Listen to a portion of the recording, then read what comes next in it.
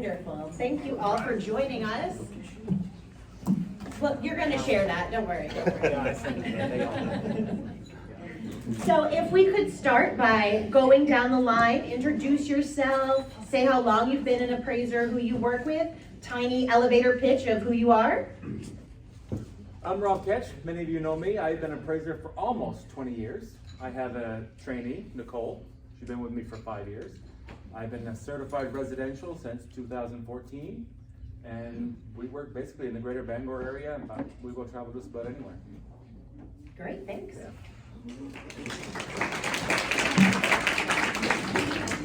I'm Mark Billick. I've been an appraiser for 37 years. I work generally in the greater Bangor area. I'm looking forward to answering your questions as well as I possibly can.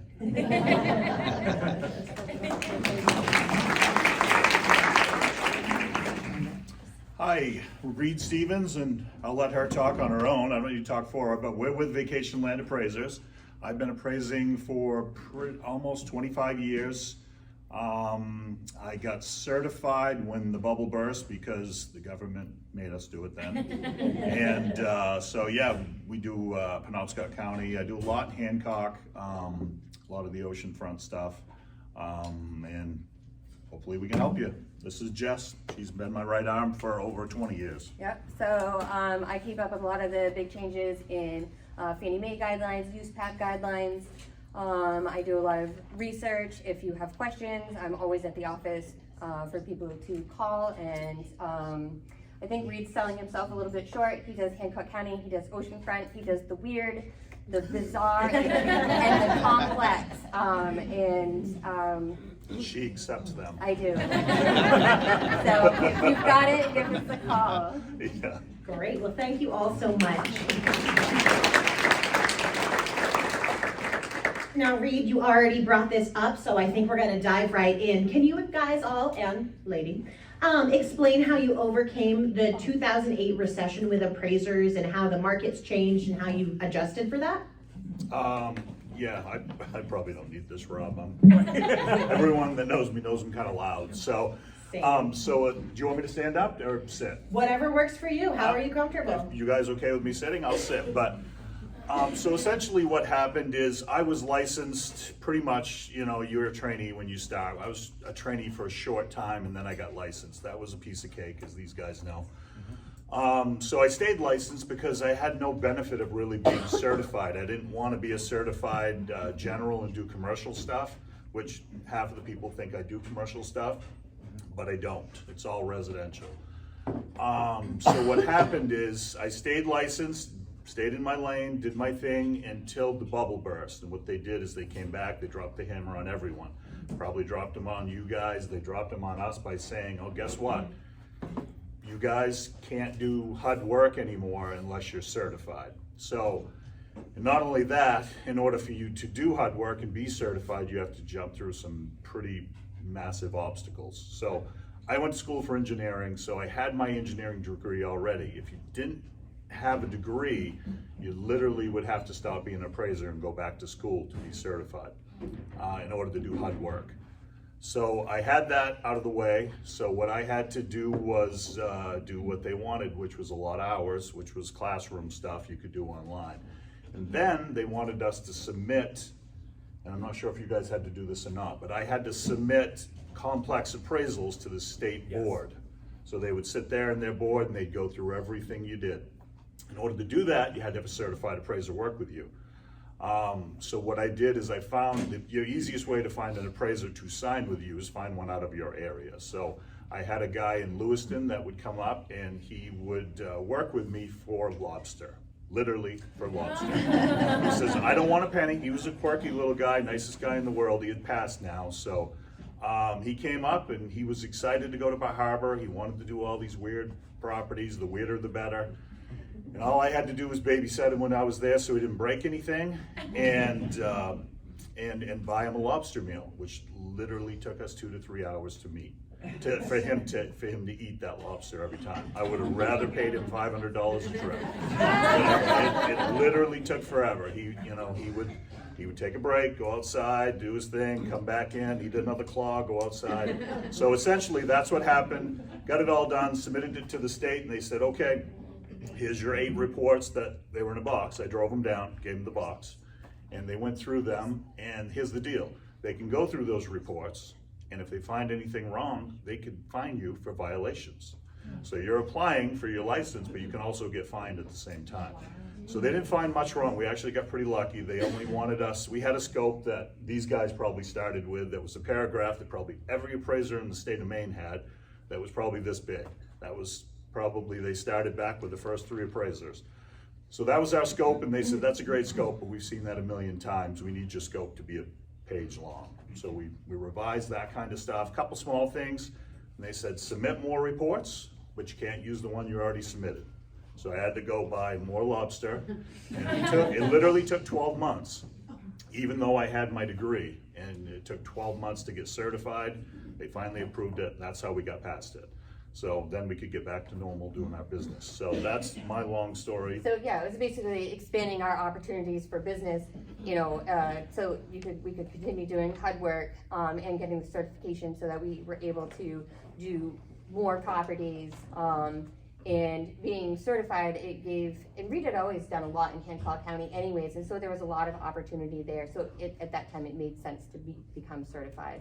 So we expanded the business a little bit, and you just kind of ride it out. There's a little bit of extra stuff that comes in that you might not see when the market's good. You do foreclosures and short sales and things like that. So there's always opportunities there as far as appraisals are concerned. That was, Great. Do you guys have anything you'd like to add to that? Yeah. Pop, pop? Reed's story sounds horrible from what I went through. it's a lot of lobster. Right. In 2008, I worked for an appraisal firm, a nationwide appraisal firm known as Fiserv.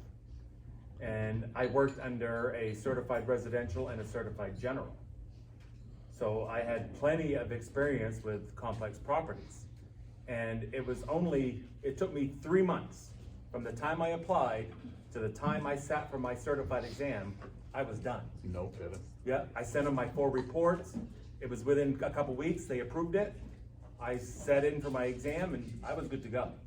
So I had a really easy time. I mean, I know they've gotten a lot worse now because my trainee is dealing with the state board currently, trying to get approved just for her license. Because when I took my license exam, they didn't review your work. You just submitted your education, your experience, and you sat for your license exam. Yeah. Now licensed appraisers have to go through the same process certified appraisers do. And they're working on changing what you have to have again. The Appraisal Qualifications Board has submitted, I've got a 27-page document I sent to Time, and then if anybody's interested in to read, to see what you have to go through to become an appraiser, I mean, it's a good read. It's a lot of work. It's very difficult to become an appraiser. That was not bad. My story is much shorter. Yeah. 1991, when the profession first started licensing and certifying appraisers, I was in on the ground floor. Whoever was there at that point in time was a certified appraiser. Oh, wow. I didn't have to jump through any hoops. I was already FHA approved at that time, so my transition was next to nothing except for the actual market aspects of it, with all the foreclosures and all that stuff that went on, that we had to be a little more cognizant of where the numbers were going. But so, sorry boys. Everybody has a different path, am I right? So, with that in our rear view, hopefully here, how are you guys seeing our current market, and how are you bridging the gap in market values now with all the inflation?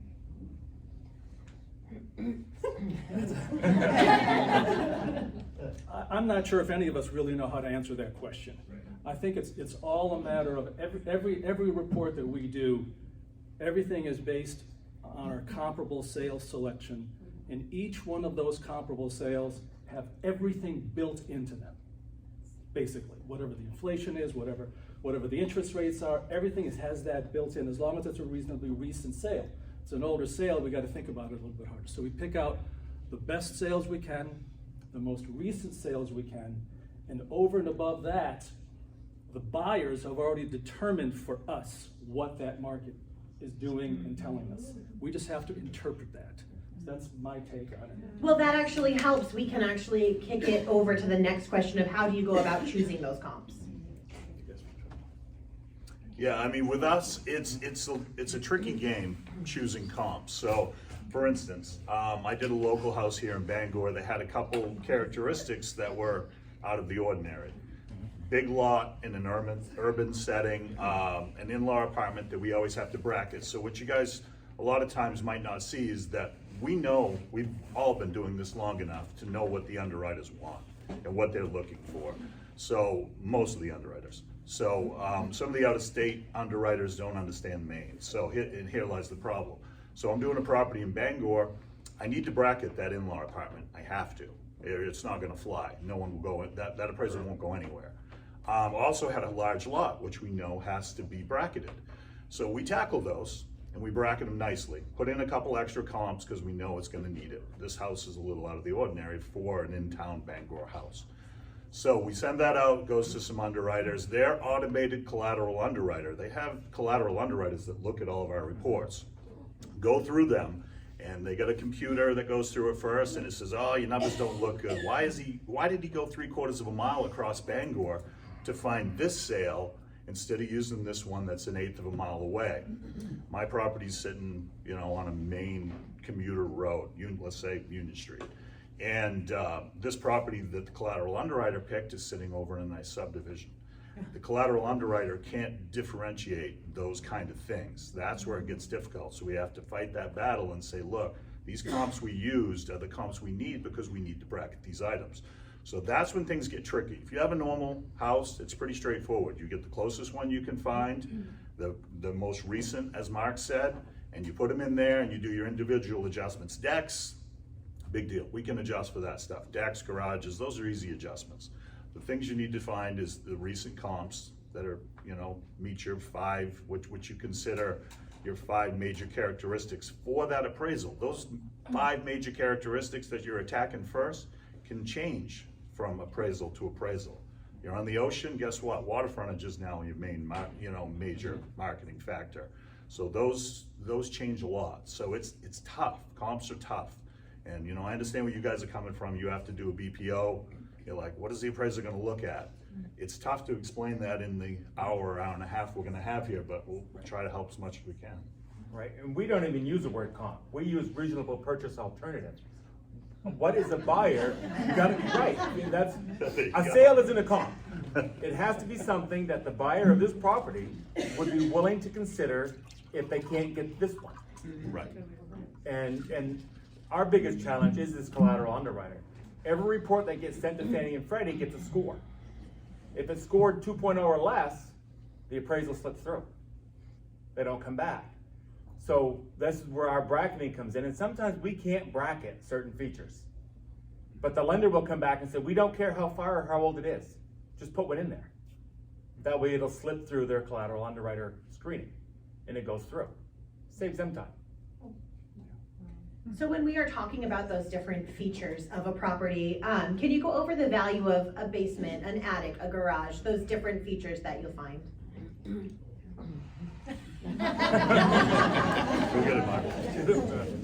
It depends. Best answer. I got more.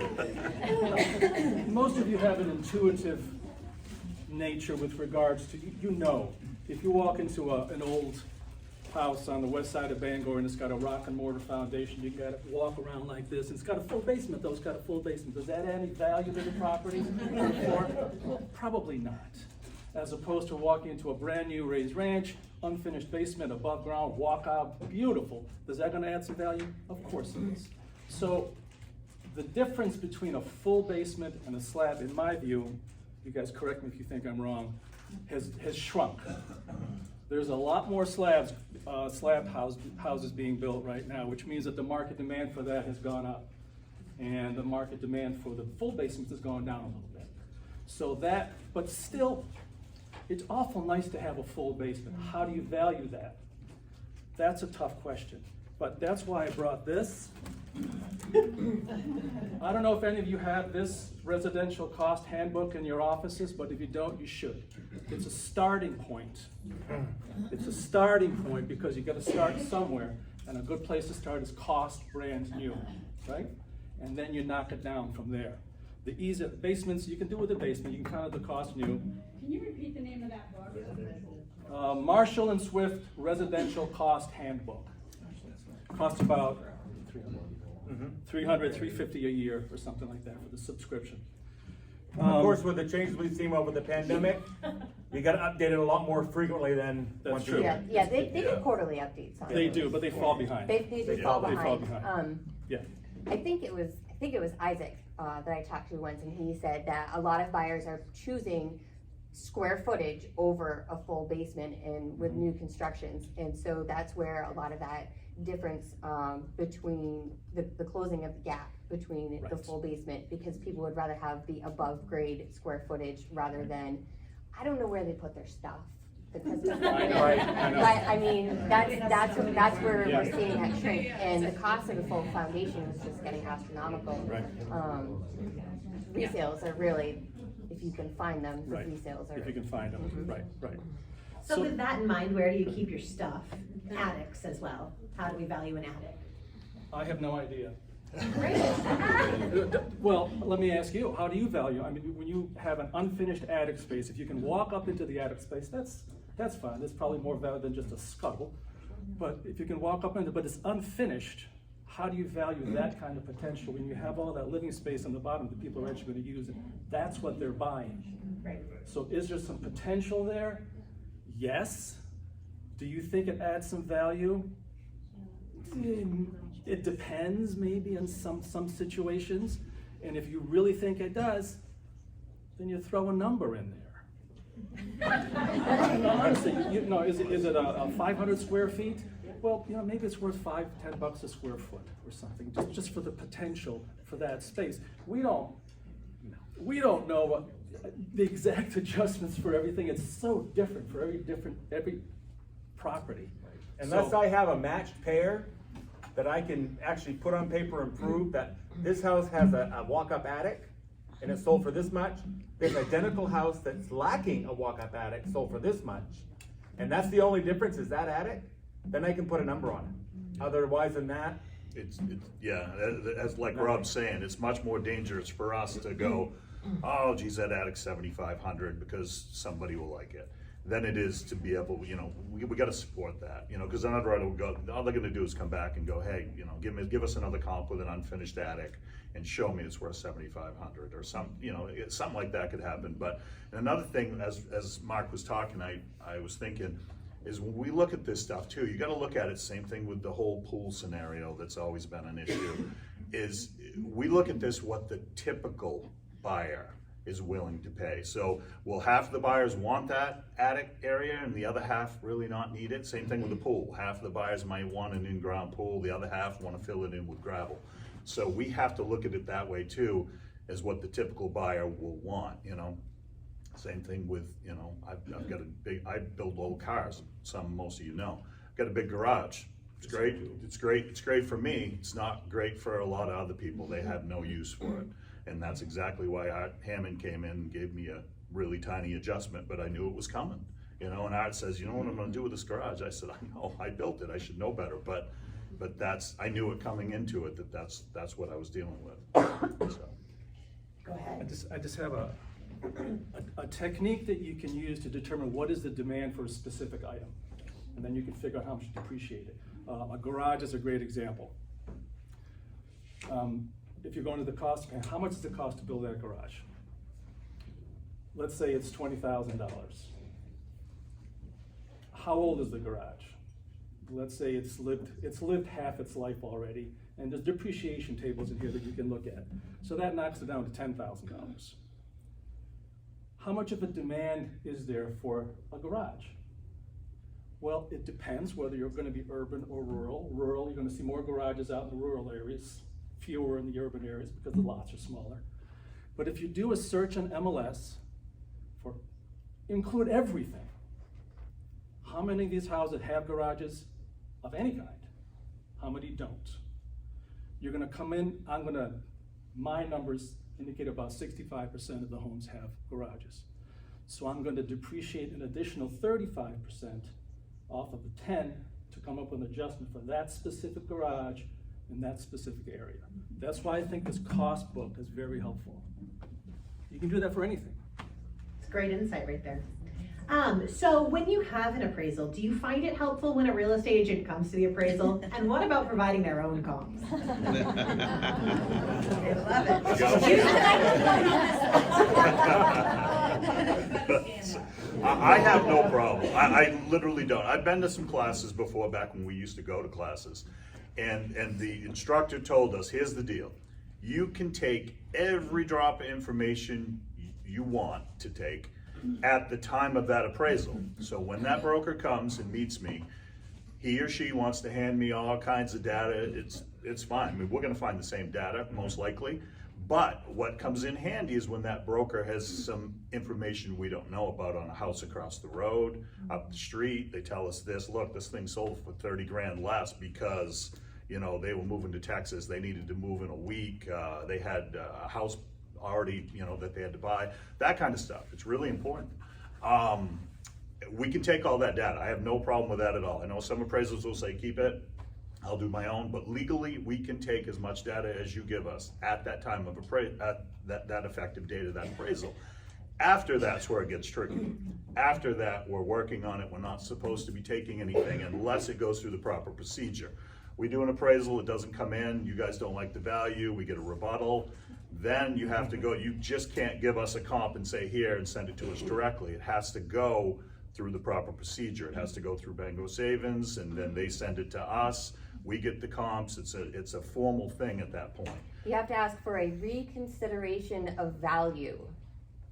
Those are the magic words. Ask for a reconsideration of value, provide whatever you have on the properties to the lender, and the lender will then send it on to the appraiser.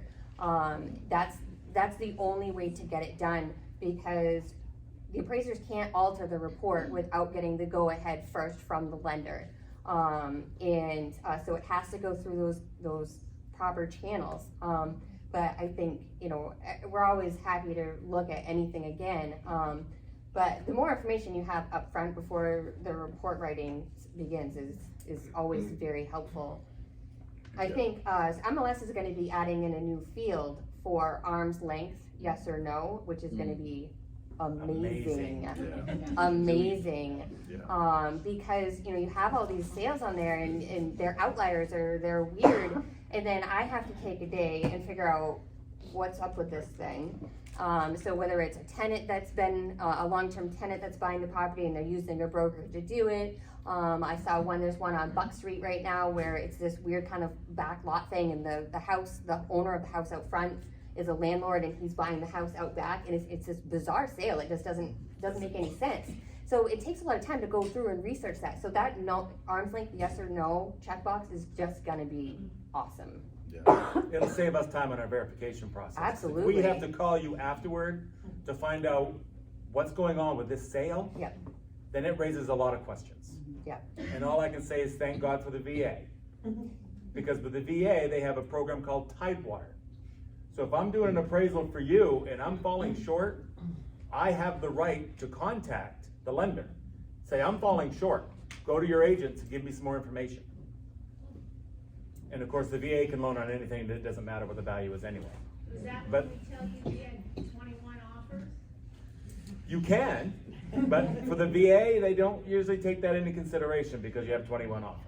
Yeah, I mean, and Emily, that's a good point. I hear that all the time. Yeah. And, you know, I take it and I throw it over my shoulder. Because you can tell me it has 7 offers and that's good, that's great, and I will pay attention to it.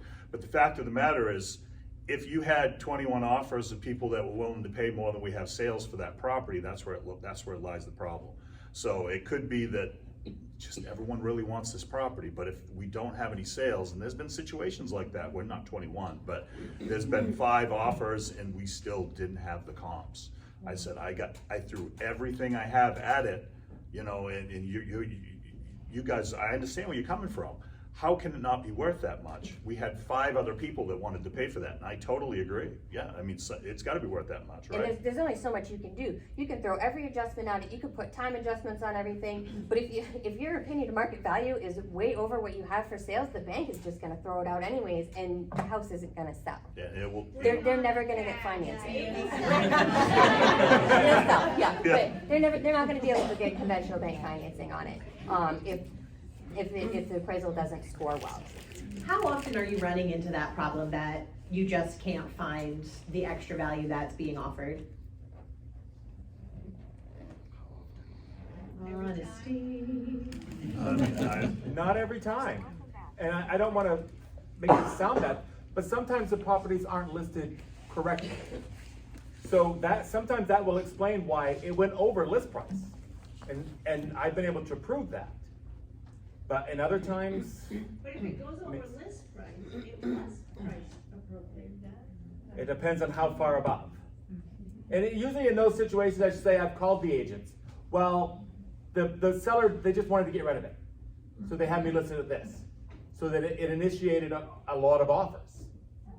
But if I have sales to prove and support that final opinion of value, then it's fine.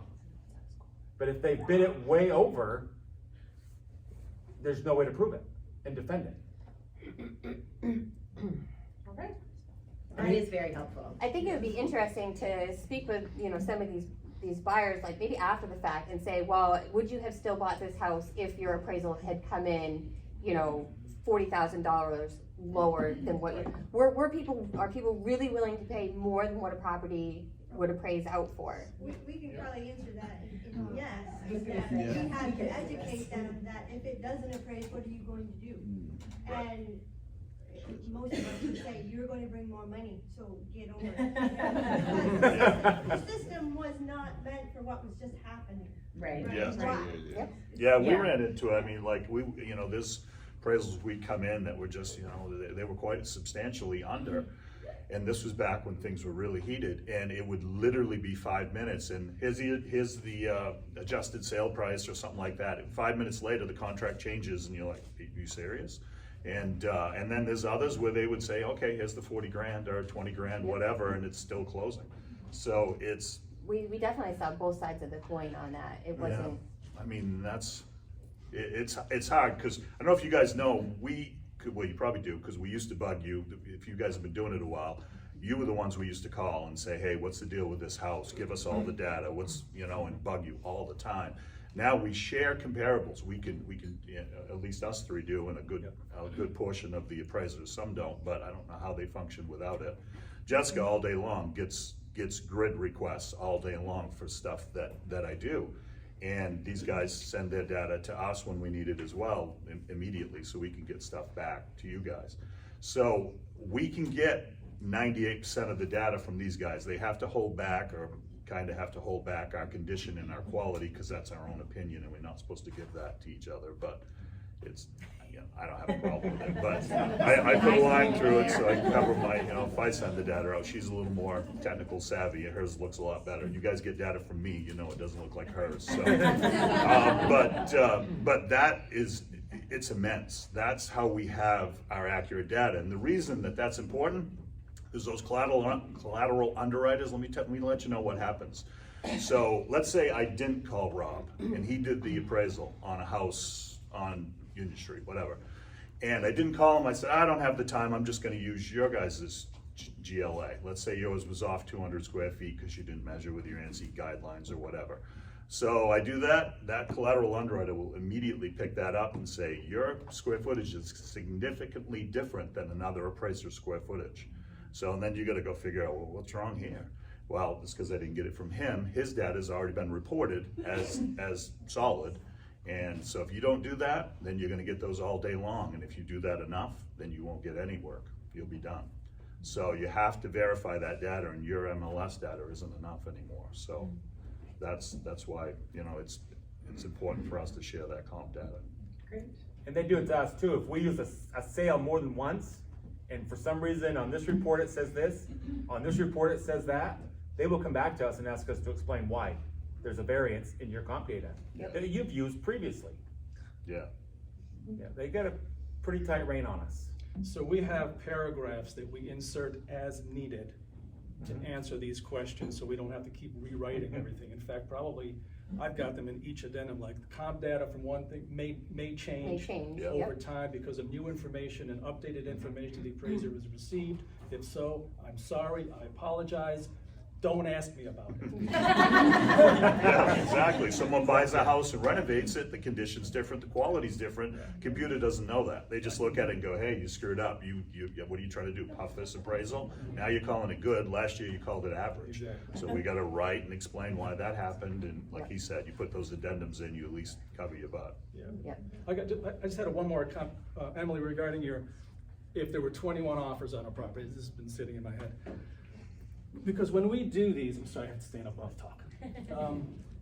When we do these, there's always a little bit, when you do your VPO, there's always a little bit of flexibility in that. Where is that value? You know, we come up with a single number. God, I wish we could just do a range.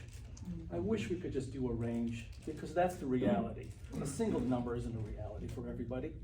So when you tell me there've been 21 offers, and I believe you if you tell me that,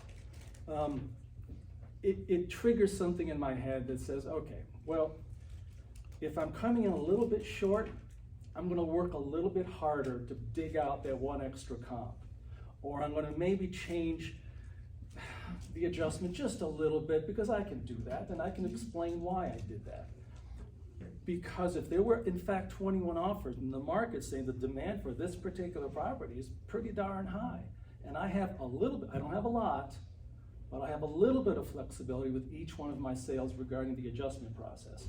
The sales, the 3 sales or 5 or however many I stick on the report, they put the value in a certain category. If I've picked out my sales properly, I have a pretty darn good idea what that house is worth. So you can do, you do the same things. The adjustment process refines that number a little bit, that's all. So we have some flexibility, as you do when you do your opinions, yeah. Thanks. So to go back to different types of financing, it used to be that conventional could pass for most homes, and now we're seeing more safety issues are getting flagged. Can you tell us what is potentially causing this change? Is it the change in regulations? What's going on? These regulations have always been in place, even for conventional loans. The problem with Fannie Mae and Freddie Mac is that they're not prescriptive in what they consider a minimum property requirement, like FHA and the VA is. They leave it to the appraiser. So defective paint, missing handrails, anything that's considered a health, safety, or soundness issue, even for conventional, has always been required to be called out. Now that may differ from one appraiser's opinion to another on what is a safety issue. And that's what the problem is. But Fannie Mae and Freddie Mac have been cracking down on appraisers. So that's probably why you're seeing more appraisers coming back and asking you to repair items on a conventional loan that we could get let slip through previously. I think a lot of underwriters themselves are very much more scrutinizing the reports and the condition of the properties in terms of risk factor for the lenders as well, because they are also liable for health and safety, and they want to make sure that their investment in these loans is going to make it the 30 years of their loan. So there's a lot that comes direct from the underwriter, and it doesn't necessarily come direct from the appraiser too. So it's multifaceted, and a lot of times, on the engagement letter on the appraisal, it will say if this property does not meet a certain guideline, C4 condition, the appraisal needs to be made subject to flat. There's no wiggle room on that, and it's in the engagement letter, and so it has to be done that way because they're not going to lend on a C5 condition anyways. And the difference between C5 and C4 is fairly subjective, but there's just no punch list for something that makes a property fall into each category. And some of these lender reviewers, it seems like they scour our photographs just looking for something that we might have missed.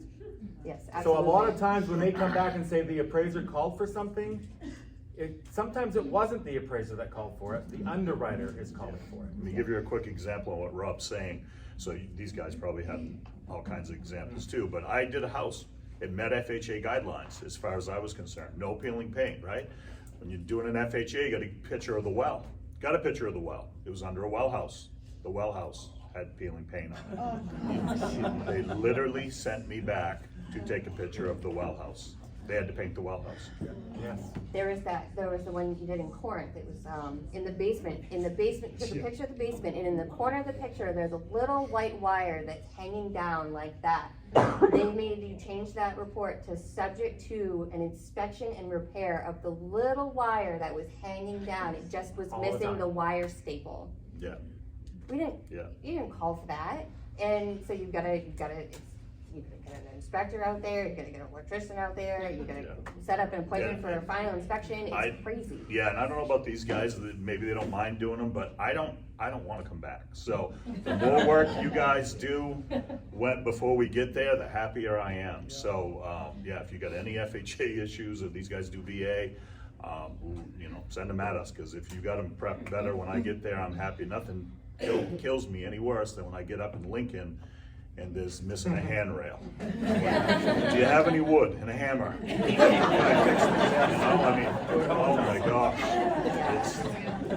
How often are you able to accept an agent's photos of the repair? They just, Never. so Well, they listen, just they're changed changing that. it. They're Yes. changing it, so right now, effective immediately, Fannie Mae only is allowing, date stamped photos.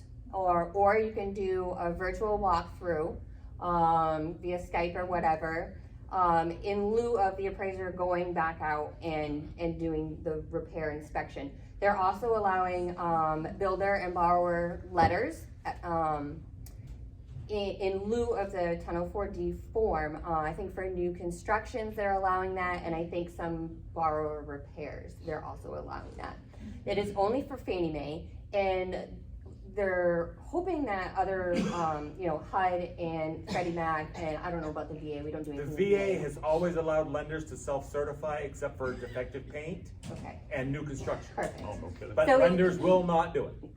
They Well, won't. see, that's, So that's gonna be the problem that's here. where I think the problem is gonna be, is that we don't necessarily know who's buying the loan at the end. Is it going, Fannie Mae? Is it staying in-house? Is it going Freddie Mac? HUD is a big one for, repair issues anyways, and they don't abide by it.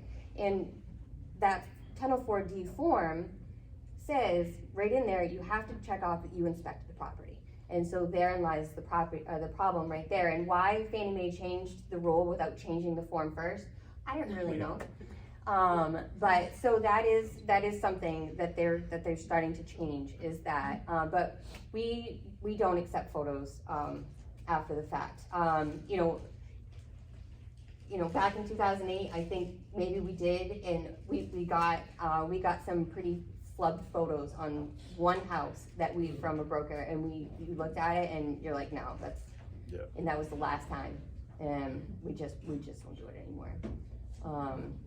So always go out Thank you. and, Yeah, I think that's really helpful, because sometimes we're like, can't we just send you the yeah, photos? So- but it's, that form get it. specifically says you went back out to the property. You did it And yourself. hopefully, Fannie Mae will end up changing the form, and some of the other lenders will start doing it as well, because it's terrible, Yeah. I get no time to set up his appointments for his final inspections. You know, they give you no time to get them turned back around, you don't make any money off them, especially if Right. you're going to Lincoln for one final inspection.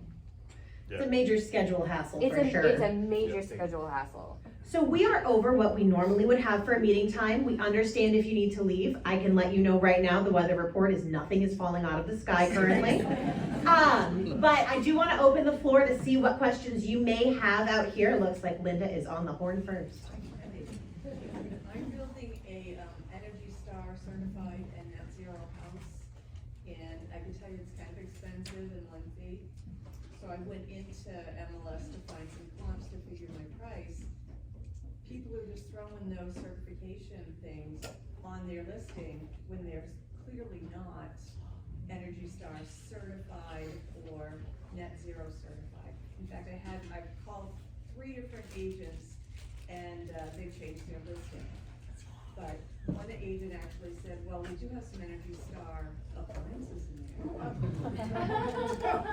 And so you don't have to send documentation to MLS on those 2 specific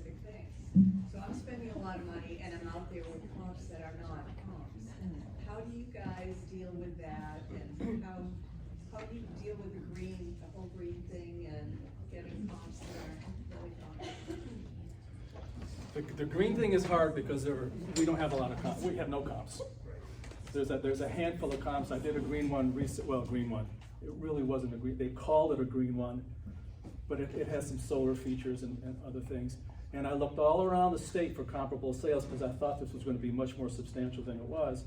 And there was a few pockets. There's some builder in some, I forget where it was, southern part of the state that's building an entire neighborhood of these houses. It sounds like what you're describing. So the only thing that I would have been able to do if I was doing an appraisal on a house like yours, and I needed to find something like that, would be to actually scour the whole state and find the least offensive comp that I could find, to at least throw one in there that's gonna rationalize the value somehow and rationalize the adjustments for those features. But those are tough. Those are very tough. They're so new. Yeah. Yeah, go right ahead. Yeah, how do you account for, so as appraisers, you're held to a real high standard that we appreciate, but then the drive-bys, those appraisals are accepted. So where's the sensibility in some of them? We can't hear the question. So she's asking about, I know at the beginning of the pandemic, we dealt with a lot of drive-by appraisals. There are desktop appraisals. How are those considered comparable to actually entering the property? Is that right? Yes. We personally stay away from them as much as we can, because I don't like them. I don't like them, you know, when we have to, we'll do it, but we don't really get many exterior inspections We anymore. don't get too many desktops or exteriors anymore. Because I do all of the accepting of his reports and things like that. So what I usually do is if we get a desktop or a drive-by over, if it's in a town that I can get good information from, if there's a recent MLS listing, if it's a broker that I know is gonna work really well with us and we can get lots of information, or there's a virtual tour, there has to be an abundance of information already there before we'll even accept it. If there's not, we'll go back to them and say, we're not comfortable with doing an exterior or a drive-by or a desktop on this. Here's our offer for an interior inspection. Because it's so hard to get the accurate information, and it's not really necessarily fair for the borrowers or the agents to have a report that's not based on the most information possible. But doesn't that happen when, like, somebody's doing a drive-by $450,000 house and they're getting a $100,000 loan on it, so they just wanna know that it's still sitting there? I mean, that's what I was always thinking, that the only reason you had a drive-by was like, okay, it didn't burn to the ground last night, we're gonna be good. Yeah. We've gotten a few of those. They call them property inspection reports. But as far as the drive-by appraisal report, it's usually a type of loan that there isn't a lot of risk factor in. They have a lot of equity in the home, but you still want to be able to put out a very accurate value. It may take care of what they need for the bank. Right. But it don't take care of us, because they're calling us back, telling us you screwed up this appraisal, you didn't have this, that. It's ultimately our choice to accept it. The bank can ask us all they want, but if we tell them we don't have enough data, we're not comfortable to do this appraisal, then we don't do the appraisal. It's simple as that. They'll find someone else to do it, or they'll upgrade it. So, and you know, essentially I'll stay away from as much as I can.